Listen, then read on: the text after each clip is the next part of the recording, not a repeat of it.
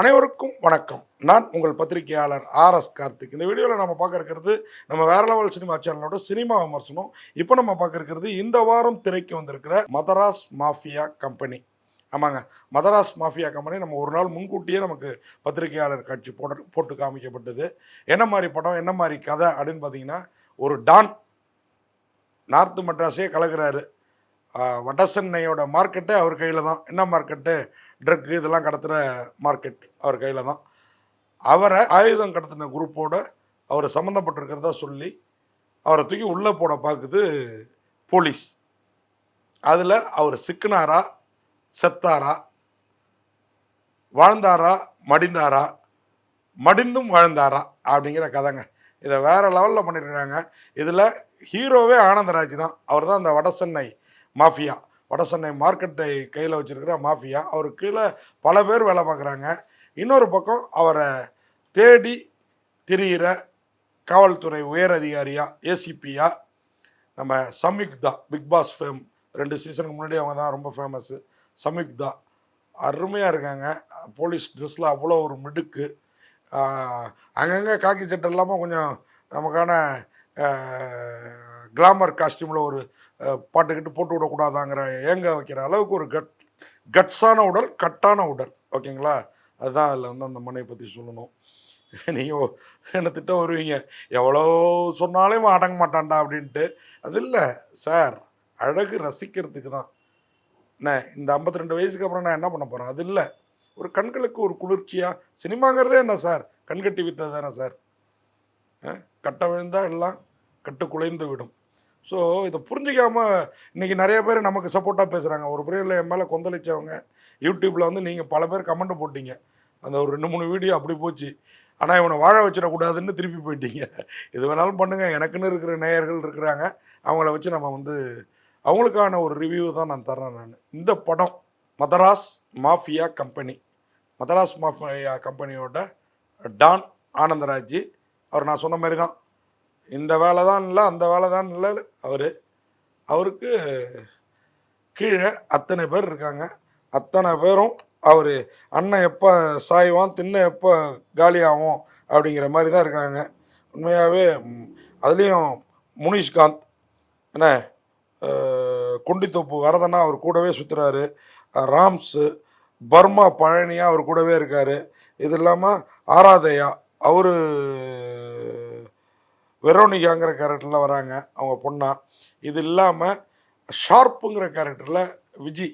உண்மையாகவே அந்த விஜய் வந்து அருமையான ஒரு கேரக்டர் பண்ணியிருக்கிறாருங்க. அவர் ஒரு படத்தில் ஹீரோவாகவே நடித்தார், அந்த ஷார்ப்பாகவே வாழ்ந்துருக்கிறாரு. அவர் கடைசியில் ஆனந்தராஜை வந்து கடைசி வரைக்கும் ஆனந்தராஜோடு இருப்பார். ஆனால் அவர் பண்ணுற ஒரு விஷயம் ஆனந்தராஜை மாட்டி விட்டுரும். அவர் அப்படி நடக்கும்னு நினச்சி பண்ண மாட்டார். அங்கே தான் ஆனந்தராஜ் இறந்தாரா இருந்தாராங்கிற அந்த ட்விஸ்ட்டு வேறு லெவல் கதைங்க. ஆனந்தராஜ் பூங்காவனங்கிற அந்த ரவுடி கேரக்டரில் உண்மையாக பொங்கி எழ வேண்டிய இடத்துல பொங்கி எழுகிறாரு. அப்படி சாந்தமாக போக வேண்டிய இடத்துல சாந்தமாக போகிறாரு.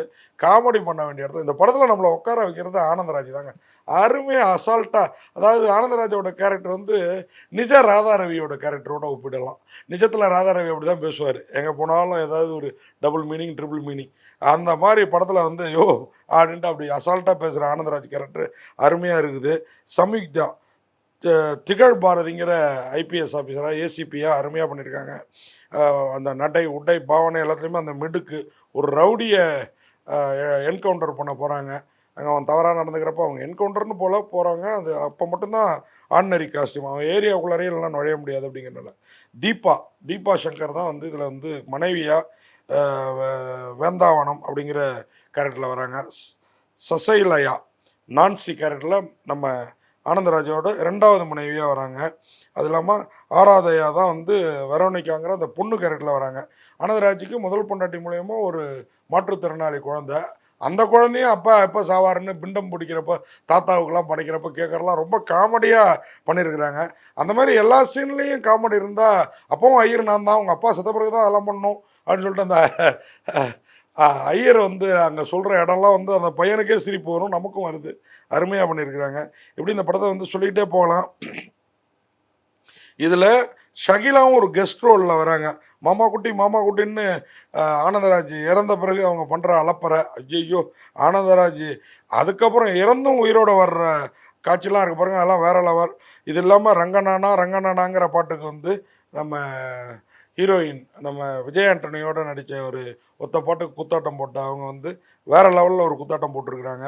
இது இல்லாமல் ஒயிலாட்டம் ரங்கநாதன் வந்து இந்த ரவுடியோட தொடர்புடையவர். அவர் எப்படா ஒரு சாவார் ஆனந்தராஜ் அப்படின்னு காத்திருக்கிறாரு. அவர் சிஎம் ஆகிறார் படத்தில், வேற லெவல். அது மாதிரி பூங்காவனம் வந்து அப்பப்போ இந்த பிஸ்னஸில் என்ன பிஸ்னஸுக்கு போகிறோன்னு தெரியாமல் ட்ரக் மாஃபியாவிலேருந்து ஆம்ஸ் மாஃபியா கிட்ட மாட்டிக்கிறது. அதில் இவரும் சேர்ந்து பண்ணுறதா அவர் எடுத்தடுப்புலேயே வேணான்ருவார். ஆனாலும் அவரோட ஃபோனில் இருக்கிறதெல்லாம் வச்சு அவரை பிடிக்கிறதுக்கு நம்ம சமுகிதா போடுற ஸ்கெட்செலாம் வேறு லெவலுங்க. ஆனால் 1000 இருந்தும் வசதிகள் இருந்தும் உண்மையாகவே ஏதோ ஒரு இடத்துல ஏதோ ஒரு மிஸ்டேக், அது மட்டும்தான் படத்தில் வந்து குறையாக தெரியுது.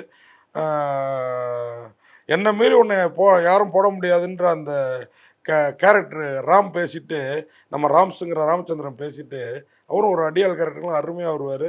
வில்லனாகவும் விஸ்வரூபம் எடுப்பார். அவர் வந்து அதனால தான் நானே போடணுன்னு நிற்கிறேன் அப்படின்னு சொல்கிற அந்த கேரக்டரோட ஒரு கேரக்டருக்கும் அந்த டைலாக்லாம் வேறு லெவல். ஓப்பனிங்கில் ஒரு அம்மா வரும், 5-6 லாரிக்கு அதுதான் அதிபர்னு சொல்லிட்டு கப்பம் கட்டிகிட்டு இருக்கோம் ஆனந்தராஜுக்கு. அது பார்த்தீங்கன்னா அப்போ அதுக்கிட்ட இந்த ஏரியாவை எனக்கு ஒதுக்குங்க அப்படிங்க. இந்த ஏரியாவில் நீ எத்தனை பேரை போட்டிருக்கிற, அம்மா நான் அந்த போட்டோவில் கேட்கலாமா அப்படின்னு சொல்கிறது. அதெல்லாம் வந்து அப்படியே கலகலன்னு படத்தை அதே பாணியில் கொண்டு போயிருந்தா இந்த படம் ஆனந்தராஜியோட கேரக்டருக்கு ஏற்றபடி ஒரு பூங்காவனமாகவே இருந்திருக்கும். ஆனால் அங்கங்கே கொஞ்சம் வந்து முன்ன பின்ன இருக்கிறது படத்துக்கு வந்து கொஞ்சம் பலவீனமாக தெரியுது. ஆனாலும் பர்மா பழனியா ராம்ஸும் ஷார்ப்பாக நம்ம விஜயும் உண்மையாக வேறு லெவலில் பண்ணியிருக்கிறாங்க. அவங்க கேரக்டர்லாம் இந்த மாதிரி தான் வடசென்னை ரவுடிகள் இருக்காங்க அப்படிங்கிறது ரொம்ப அழகாக தோலுறுத்து காட்டிருக்குது. அதுக்காகவே பாராட்டணும். மெட்ராஸ் மாஃபியா கம்பெனி நிச்சயமாக அண்ணா ப்ரொடக்ஷன்ஸ் பேனரில் இந்த படத்தை சுகந்தி அண்ணாதுரை வந்து தயாரிச்சிருக்கிறாங்க. உங்களுக்கு எந்த விதத்துலேயும் வந்து கொடுத்த காசுக்கு வந்து உங்களை வந்து ஓரளவு முகம் சுளிக்க வைக்காது, அது மட்டும் கேரண்டி சொல்லலாம். தமிழ்நாடு ரைஸ் இந்த படத்தை வந்து ட்ரீம் வாரியர் பிக்சர்ஸ் அவங்க தான் பண்ணியிருக்கிறாங்க வேறு லெவலில். இந்த படத்துக்கு சுகந்தி அண்ணாதுரையே கதை எழுதியிருக்கிறாங்க. அது இல்லாமல் screen play dialogue director A S Mukundan. அப்பா உண்மையாகவே வேறு லெவல் கற்பனையாக ஒரு கதையை உருவாக்கிருக்கீங்க. காமெடியாக அதை எடுத்துகிட்டு போக முயற்சி பண்ணியிருக்கீங்க. அது சில இடங்களில் கடித்தாலும் பல இடங்களில் நம்மளையும் அறியாமல் சிரிக்க வைக்கிறது தான் இந்த படத்தோட வெற்றி. இந்த படத்துக்கு அசோக் ராஜோட ஒளிப்பதிவு, music and original score Srikanth Deva. அவர் தாங்க படத்தில் ஆனந்தராஜுக்கு அப்புறம் ஸ்ரீகாந்த் தேவாவோட மியூசிக்கை சொல்லணும். அது மாதிரி எடிட்டர் எஸ் தேவராஜ், அவர் வந்து இன்னும் கொஞ்சம் அந்த பின்பாதையில் கொஞ்சம் கட் பண்ணி போட்டுருந்துருக்கலான்னு தோணுச்சு. கே ராகவ் குமாரோட ஆர்ட் டைரக்ஷன் உண்மையாகவே வேறு லெவல். படத்துக்கு ட்ரீம் வாரியர் பிக்சர்ஸ் தான் ப்ரொமோஷன் போட்டிருக்காங்க. ஆனால் எனக்கு தெரிஞ்சு பெருசாக ப்ரொமோஷன் இல்லாத மாதிரி தோணுது. அந்த குறைய ட்ரீம் வாரியர் பிக்சர்ஸ் நிவர்த்தி பண்ணியிருந்தால் இந்த மெட்ராஸ் மாஃபியா கம்பெனி இன்னும் பெரிய அளவில் நம் மனதை கவரும் கம்பெனியாக இருந்திருக்குங்கிறது என்னுடைய கருத்து. நன்றி, வணக்கம்.